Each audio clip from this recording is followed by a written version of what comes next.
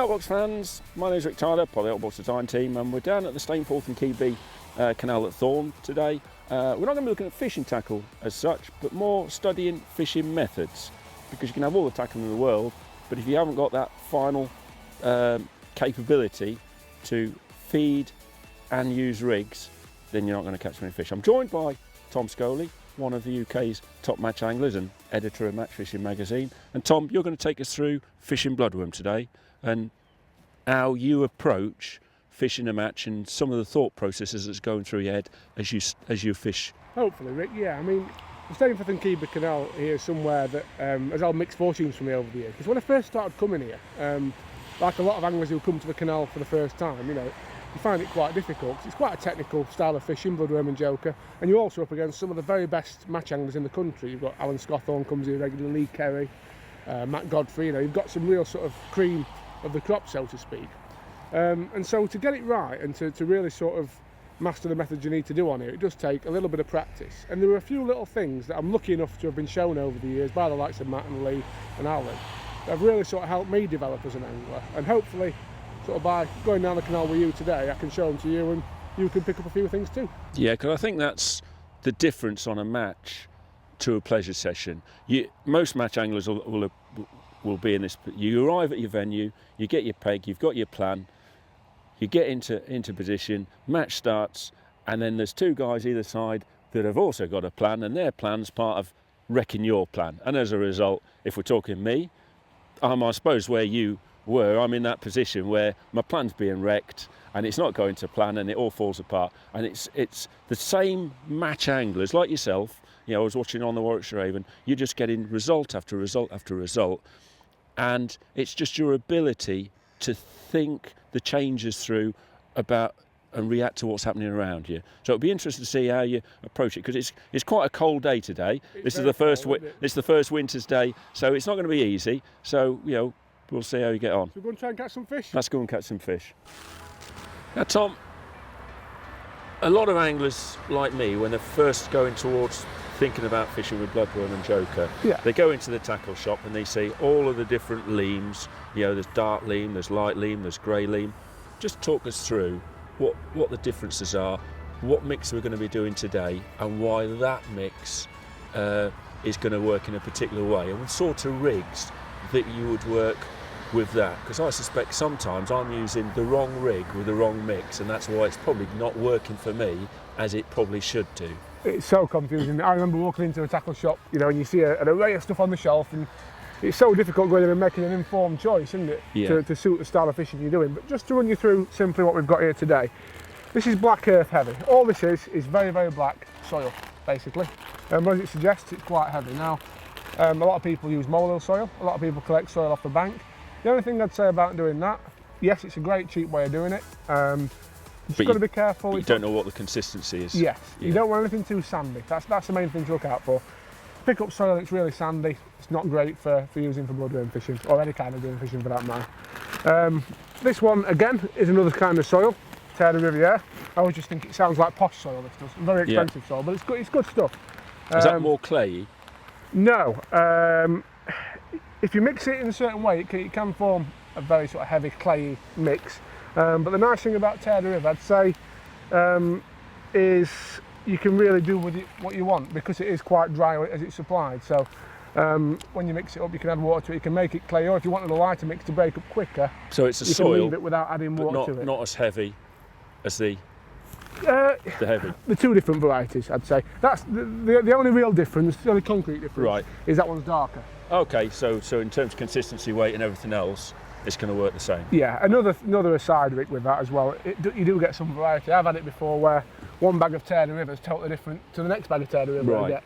I think it does vary, where they get it from in France, what the supply's like, etc. Moving on now, we've got some leam here today. This is black leam.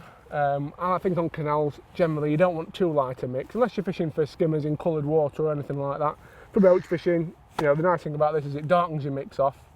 Leam, obviously, you'd sort of call it a fine clay, I suppose, wouldn't you? In consistency. But be very careful with this, so if you're adding this to the mix, you don't want to get it too wet, unless you're specifically looking to create a very sort of slow breakdown mix, which we'll talk about later. Yeah. And finally, grey lean. Now this is a confusing one. I remember once as a youngster I bought a bag of this and tried to mix it up. It's not for that really. This is an additive to use to your soil and lean to make it bind, go together. And today, as you'll see, the fish love eating joker. You know, it's such an effective bait because the fish love it so much. And what this helps to do is really lock that joker into your ground bait, into your soil. Makes it difficult for the fish to get at, and that means you catch on a line for longer almost. So this is an additive, but I'll show you how much of this I add when we get onto the mixing. In terms of ground baits, again, you'll see a million different varieties. And again, you know, when I first started coming on here, this is something that caught me out. You've got Sean Ashby using Census ground baits. You've got Alan, who at the time was sponsored by Van der Nine, using Van der Nine ground baits. And then Alan moved to Dynamite, and all of a sudden they were using Dynamite ground baits. And I used to think to myself, I'm not catching because I'm not using the right ground bait mix. Yeah. And it's not that. No. You know. A nice roachy ground bait mix that you're confident in is fine for bloodworm fishing. It's more about the quantity that you add to your soil and lean that's important. When you add it, if you add it, basically. For me, again, I'm choosing one that I'm confident in. That's Van der Nine Secret and Dynamite Baits Frenzy Them Black. Yeah. Again, the only important thing I'd say with these two mixes, I know Roach love that. It's quite a sticky mix, which again helps me lock that joker into the mix. And with this one, it's dark. I want quite a dark mix because the Roach are going to be happy to feed over the top. Now, is it fair to say that when you're fishing joker, you're generally concentrating the fish on the bottom? Yes. So all of these mixes that you've got, they're all aimed at putting it at the bottom. Yes. Now, in terms of getting the feed to the bottom, are you looking to have today so it just goes straight down, no cloud, anything? And there are the days where you're going to have a mix where you would want some cloud, and how would you achieve that? Yeah, I mean today, same for Kiba Canal here, it's solid with fish. It's a noted roach hotspot if you like. If you have a mix that breaks down mid-water, if you have feed at all levels so to speak, then you'll end up with problems because you'll have fish at all levels and you're not catching them as efficiently as you could do if you concentrate them down on the bottom where you can put a heavier-ish rig to them fairly quickly and catch. Yeah. Now, the difference to that would be if the fishing were more difficult, because what you tend to find is where there's less roach, the roach are more reluctant to actually go down and feed on a bed of bait and they're more inclined to sit above. So in that sort of situation, you might say squat fishing or something like that when bloodworm is not allowed, or on a particularly hard venue, you might want something that creates a little bit more of a cloud, gives fish confidence, and makes them a bit inquisitive to go down. But you do that on here, it's counterproductive. Yeah. Right. So I suppose let's get it mixed and see how we get on. Now, one of the common sort of criticisms of bloodworm fishing, Rick, is it's very expensive for people to do. And you can see the array of bait we've got here today. You'd probably be inclined to agree with it. It's probably sort of 20 quid's worth of a ground bait and lean and soil here. But the only thing I would say, you don't actually need to use all this bait.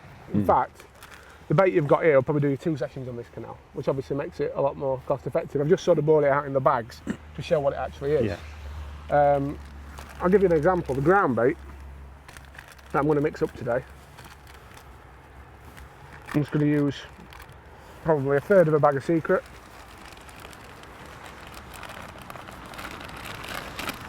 and a third of a bag of Frenzy Them Black. Now, what I tend to do when it comes to a campaign on here, if I'm fishing sort of a series of matches, which I will do later in the year. You'll do a batch. Yeah, exactly that. Yeah. Do a batch, bring it in little bags, ready to go. And the other thing, again, there's no real need to do it today because we're quite early in the season. I'm expecting the fishing to be quite good. But when it gets harder, you might want to just pass it through a flour sieve. You see there's some fairly big particles in that. Again, although it's cold and damp today, it's going to be quite good. And how does ground bait react on joker? Is it something that the joker is going to be happy to sit in, or have we got to be a bit careful when we introduce? You've certainly got to be careful because ground bait does have quite a heavy salt content, or some ground baits do, and obviously salt kills joker, so you can't afford to leave your joker in ground bait for any amount of time. What we'll do now, we'll mix the ground bait up. We'll not add that to our soil and joker until just before the start of the match when we make our initial feed. Yeah. And the top-up mix that we use to actually cup in during the session doesn't have any ground bait at all, so that'll be mixed up ready to go so we can be nice and efficient when we're fishing. Right. That doesn't have any ground bait in. Right, gotcha. I mean, some anglers, Rick, do like to add a handful of ground bait or two to that top-up mix. In that sort of context, you're probably still using 90% soil and lean, so a little bit of salty ground bait isn't going to kill all your joker. What you don't want to be doing is putting basically Joker into ground bait, 'cause it will kill it. Another key thing to stress about is we're going to start drilling in a minute. Yeah. Always do this before the start of the session, well before the start, you know, preferably before you get to your peg. So it can get time to soak in and everything. Definitely, absolutely. Yeah. But also, I don't think it does your peg any favours at all if you're going to start drilling behind it. And, you know, Mr. Crabtree would have a nightmare. He would, wouldn't he? He wouldn't like it, would he? Yeah. So I think do it well before.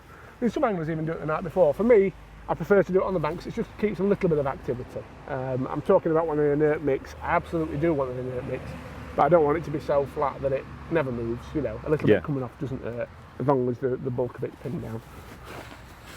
We're just mixing the dry ingredients together. Again, there's not a lot of ground bait there at all, as you can see. It's probably 2 pints. Right. A little bit of water to this first. Because it's such a small amount of ground bait, we're not actually going to drill the ground bait itself. We'll save that for the soil and lean. So you're doing the ground bait mix first and then adding the lean to it? Or are you doing 2 separate mixes? What we'll do is we'll do 2 separate mixes. We'll do a soil and lean mix. And then put the 2 together? Yes. And then just before the start of the match, then put your Joker in? Well, what we'll actually do, we'll mix the ground bait now, we'll mix the soil and lean now, and then when we get up on the peg, we'll split the soil and lean into the ground bait that we're going to feed at the start, because we'll only be feeding ground bait straight away. Right. And then we'll also save the remainder of the soil and lean, add some grey lean to it, Just and that'll be our top-up mix. Yeah. So as you can see, that's quite nice and damp. I'm going to put it through a riddle when it's soaked up a bit of the moisture, so I'm not too worried about that at the moment. But that can then stand aside while we sort out the soil and lean. Now, at Evesham, you mentioned earlier how you said you're feeding sort of lean, and that wasn't as effective as soil. And the reason for that is at Evesham there's a lot of little fish in the upper layers, isn't there? Bleak, little dace. Which I was being hammered with. Yeah. I just couldn't get through them. Yeah. Here on the Stainie, that's not such a problem. You know, you're generally fishing for fish that are worth catching. I mean, even the small roach on here, if you catch 200 roach, you'll have £10, even that's if you're on small stamp fish. So, you know, they're worth targeting. And with that in mind, I do actually add lean to my mix here. Right. So you are looking in a venue like this where there's a lot of fish. Yeah. To create a bit of a cloud. Yeah, absolutely. So I'm going to keep it very simple today. I'm going to use a Taylor River today. You could use Black Earth, it won't matter which. I'm going to use a full bag of this.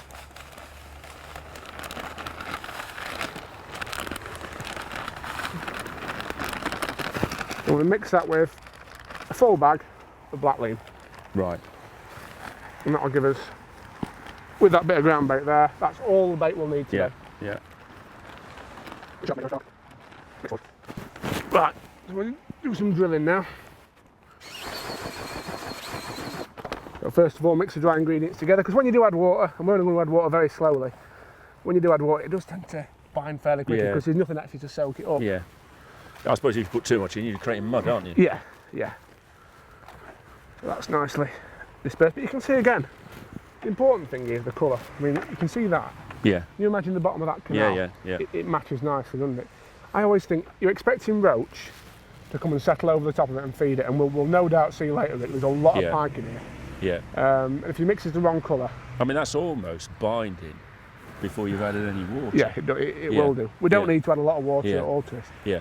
In fact, what I normally do is ask somebody just to give me a hand adding the water to this. In fact, when I do it with an atomizer, we'll do it the posh way. It depends how prim and proper you're feeling. Sometimes I'll do it with a bait box and just splash it in if I'm feeling rough. Yeah. But I don't think Matt would like me doing it that way, so we'll do it the posh way today. Yeah. I'll use my new atomizer. Right. I've got a posh Preston one again, but you can get these from the garden centre. Yeah. So Rick, if you just give that a pump for us, and then I want you to just spray it in here.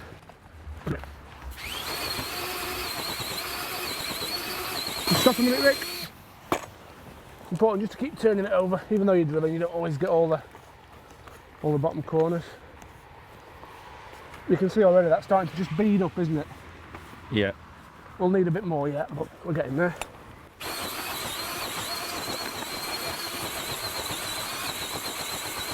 Stop again.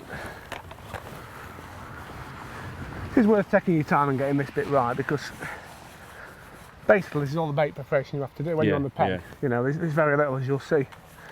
Get this bit right and all the damp bits from around the edge of the bucket. I reckon one more burst and we'll be there.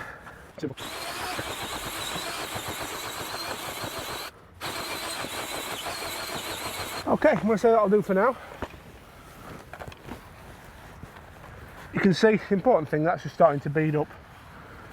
Yeah. When we add some grey leaf to that, that'll really bind well. One final mix, and we're ready to go. So when we get to the peg, obviously there'll be no more dreading. All we'll do is we'll pass this through a pinky riddle. That's going to be the base of our soil mix, and this is going to be the base of our groundbait mix. Yeah, yeah.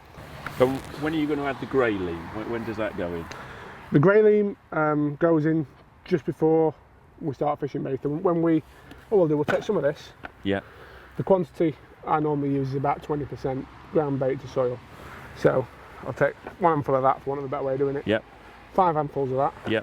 And that'll be what I feed at the start. I'll then add grey lean to the remainder. Once I've made my initial balls up, that'll be added to that to make the top-up mix. So there won't be any grey lean at all in that initial feed. Oh, right. Okay, that's interesting. Yeah, and the reason for that is because you just want it to break up quicker, or?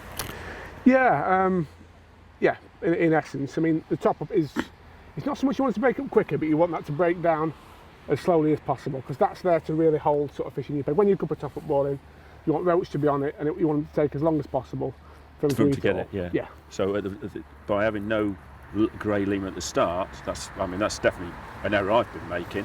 I've been putting it in at the start, and obviously it's going down and staying as solid, and you're looking at it breaking down as quickly as possible, because of course you've got guys left and right of you that are fishing, and if the fish can get at their bait quicker than yours, then that might be one of the reasons why my plan's not going to as well as it possibly could do. As I say, you've just got to be wary of that. You don't want it to be breaking up mid-water. You want it all down on the bottom. I don't mind it breaking up there, them initial balls. We feed very specific quantities as well, which I'll cover when we get to the peg. So I suppose depth's a big factor. If you're talking deep water, I presume, even at the start, you're going to be putting a bit of grey lean to make sure it gets down to the bottom? Yeah, you can do. I mean, you have got to be a little bit careful with grey lean as well. If you add it to a dryish mix, i.e. an initial mix, it can sometimes cloud a little bit, which again is a negative thing on this kind of venue.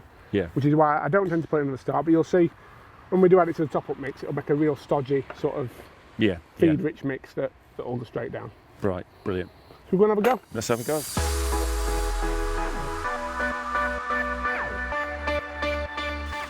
Right, Rick, so we're on the bank, we're all set up, our rigs are plumbed up, we're ready to go. So now we just need to make our initial feed, and then from the 2 component parts we made earlier, the ground bait and the soil and lean, we need to make a top-up mix as well. Yeah, okay. Alright, so, initial feed. Now, I want to give you what I do on this canal, which is something that I've picked up from a lot of different people and sort of, found to be right for me really. But this does vary depending on the venue. But I do actually think what I'm about to tell you is a good starting guide for anywhere where you're fishing for roach.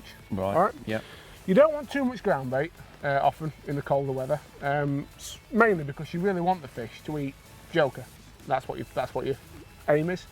So the mixer's primary role is to carry them down. However, you do want a little bit of ground bait, and it's a bit of attraction. It just gives it a little bit of activity, as I mentioned before, and it just helps to hold fish in your peg that little bit longer. Yeah, hence only the 20%.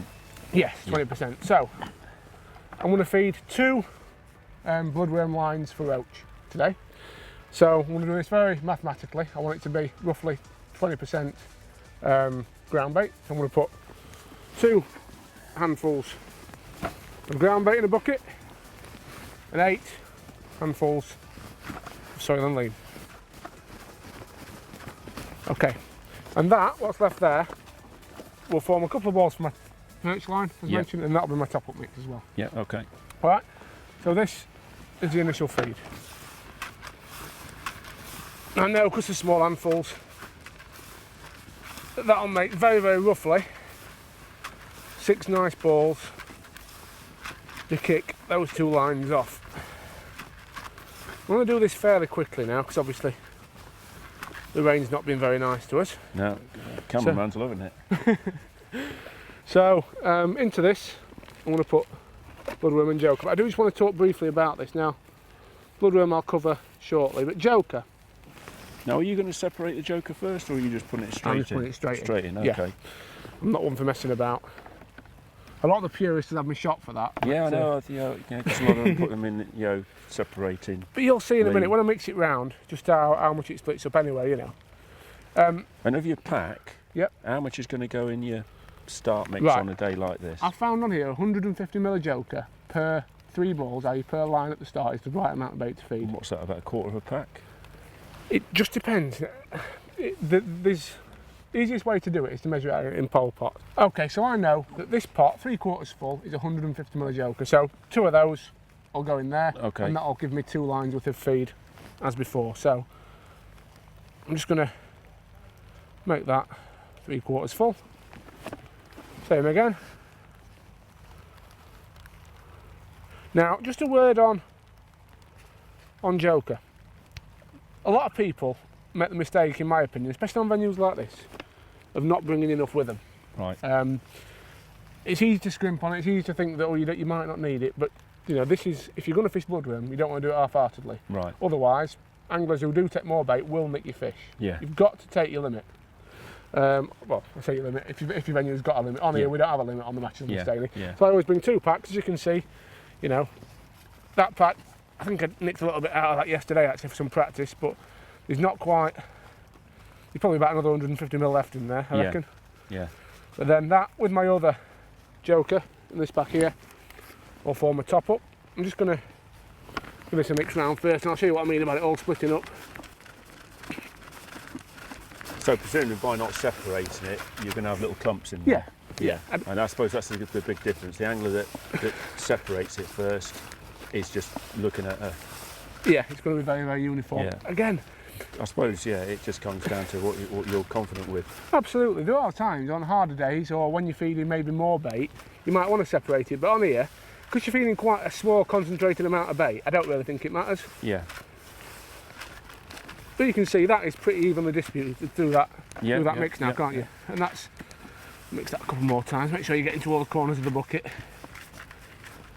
So that's your start mix done. That's nicely spread through that, isn't it? Yeah. Right.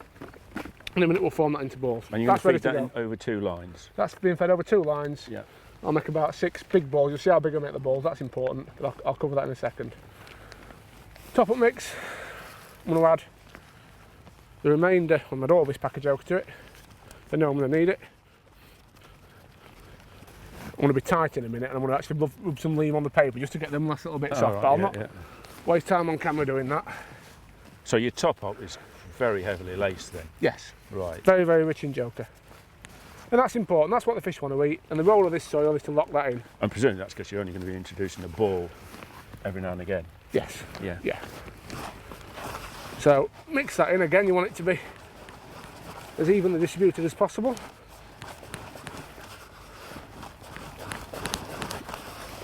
You can see already that's quite rich, isn't it? Yeah, that's heaving the joker. Yeah. I think initially looking at that, that's one area where I've definitely going wrong, because my top up balls have had nowhere near that amount of joker in. Yeah, it does need to be dense. And as I said, that's what the roach want to eat. The role of this is just to get it down to the bottom, really. That's it. Yeah. Now, something you can do, I mentioned earlier that some anglers like to add a handful of ground bait to the top up mix just to give it a little bit of scent. Yeah. Whether it makes any difference, I'm not convinced. I I won't suppose do you it also today. risk with the salt. Yeah, as I said, because you're adding such a small quantity. I mean, if it was, say, Matt or Lee, they've both gone through phases of doing this, they'd add literally like that Okay, much. yeah. So it's not a lot, and it's just to add a little bit of flavour and activity. And you're going to add a bit of the grey leaf to Yeah, this. I'm going to make sure that's really, really well mixed in for this, because you'll see in a second when I do add this grey leaf, that'll clag up. Yeah. Now, if I can get into it. It's lovely this wet weather, Rick, isn't it, Yeah, for film? mate. I've got my scissors here somewhere. There they are. So, this stuff's just best described as cement, really. So, nice blade of glass in there as well. In terms of quantity, I tend to just do this by sight, but just for point of an easy reference, similar sort of quantity as you would a joke, about 150ml the grey leaf. Yeah. Probably slightly more going in there, it doesn't really matter. Put that in there, mix it round. Now watch what this does. First, it looks like you're in a cement factory, but as you mix it round, it starts to bind. Now, can you see how that's all really clumping together? Yeah. And eventually that soaks up the moisture and really starts to bind it all. Oh yeah, that is just a ball of joker, isn't it? Yeah. That's going to go straight down and really lock your feed into it.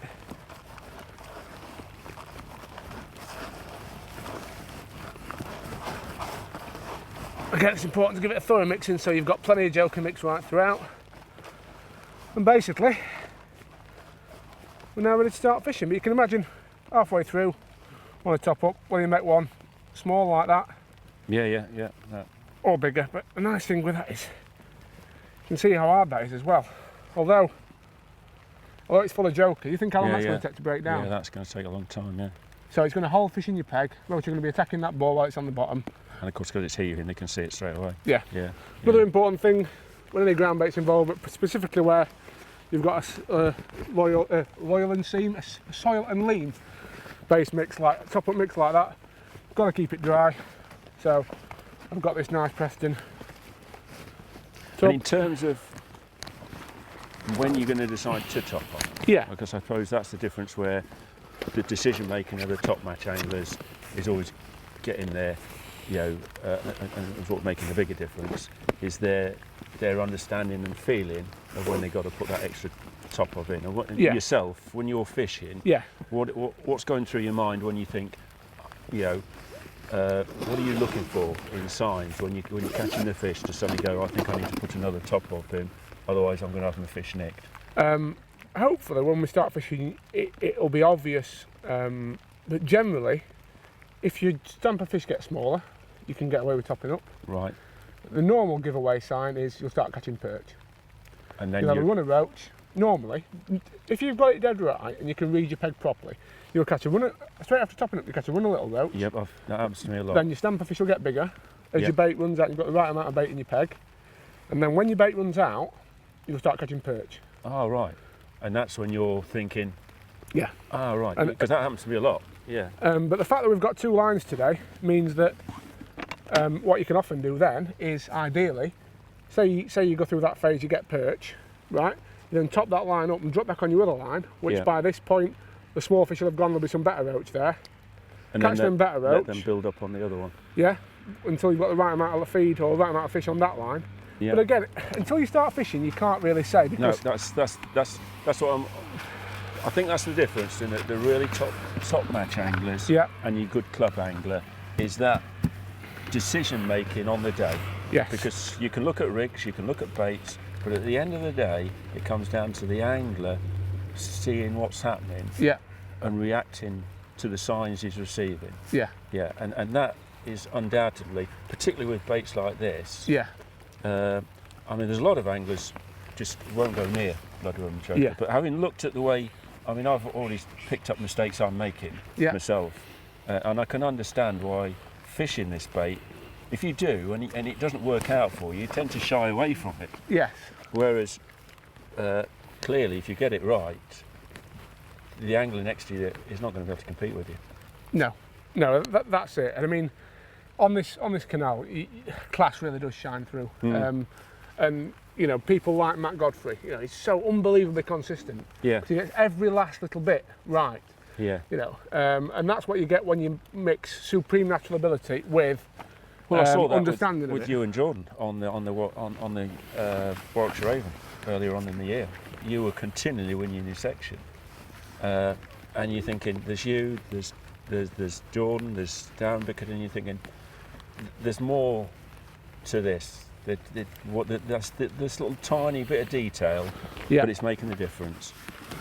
Yeah, it is a million little things that all come together. It doesn't happen overnight, but hopefully you'll see when we start fishing a few of the things make a difference. One thing I've forgotten to do in the excitement is show you the mix I'm going to put in on my perch line. I'm just very quickly going to show you that. Ideally, I'd have kept a little bit of that soil and lean mix back for that, but it's a bit of a different scale of thought when you're fishing for perch, because you don't want as much joker because you don't want them to gorge on it. What you want them to do is set over it.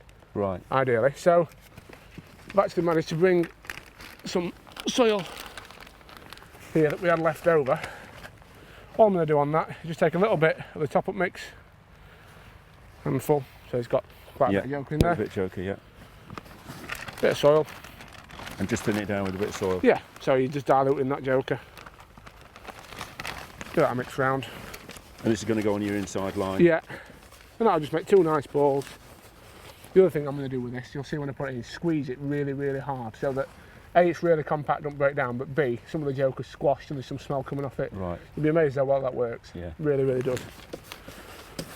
And that's it, Rick, I think. Yeah. We're about ready to go. Should we get fishing? I think it's a good idea.